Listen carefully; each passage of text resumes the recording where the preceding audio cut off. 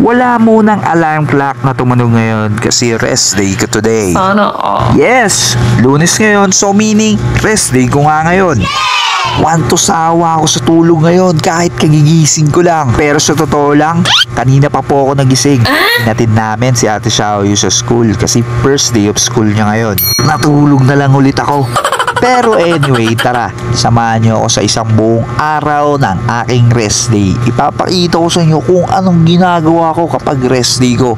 So tara, samahan niyo ako, mag-enjoy kayo at manood ng simpleng buhay ko. Tara! 9:30 AM nang kami bumangon ni Yoshi at tamang kape-kape na lang.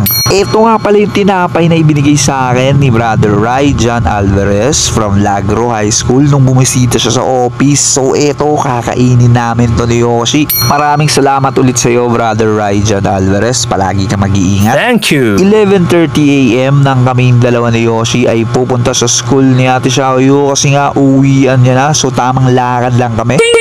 So tamang hintay lang kaming mag-uwian sila Ate Xiaoyu at ayun na nga siya, natatanaw ko na. At nakita na nga tayo ni Ate Xiaoyu. Kamusta Ate Xiaoyu? Kamusta ang iyong first day of school? Good! At syempre tamang lakad ulit pa uwi kasi malapit lang naman to school ni Ate Xiaoyu. Around 2 PM, naisipan naming magpagupit dalawa ni Yoshi dahil next week siya naman ang papasok sa daycare. Sabi sa akin ni Yoshi, Papa, ikaw mauna. Di ako mauna, madali akong kausap eh.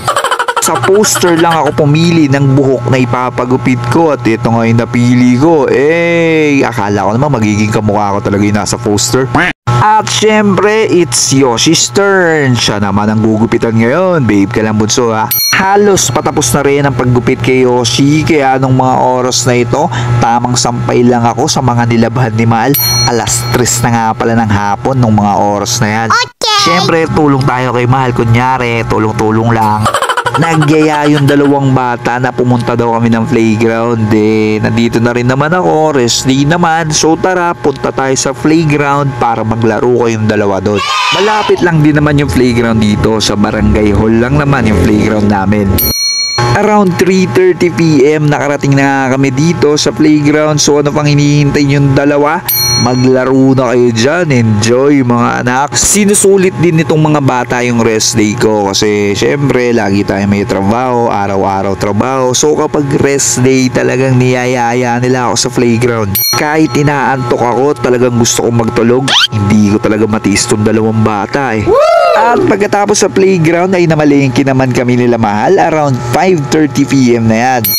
At syempre isinabay ko na rin ang pagsasaing. Eto, nagsaing na ako. Ang oras na to ay 7 PM. Ito yung oras na kahit papano nababawasan yung trabaho ni Mahal dito sa bahay. Kaya kahit ayokong kumilos, wala akong magagawa. Kailangan magtulungan kasi ganyan ang mag-asawa.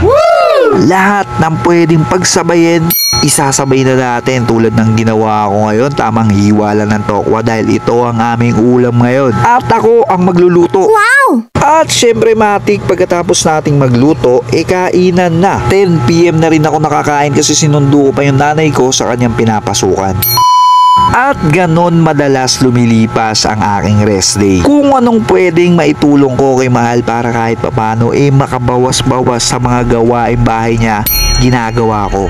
So ganon lumilipas ang isang buong araw ng rest day ko. So gabi na ulit, oras na ng pahinga. Maraming salamat at sana ay nag-enjoy kayo.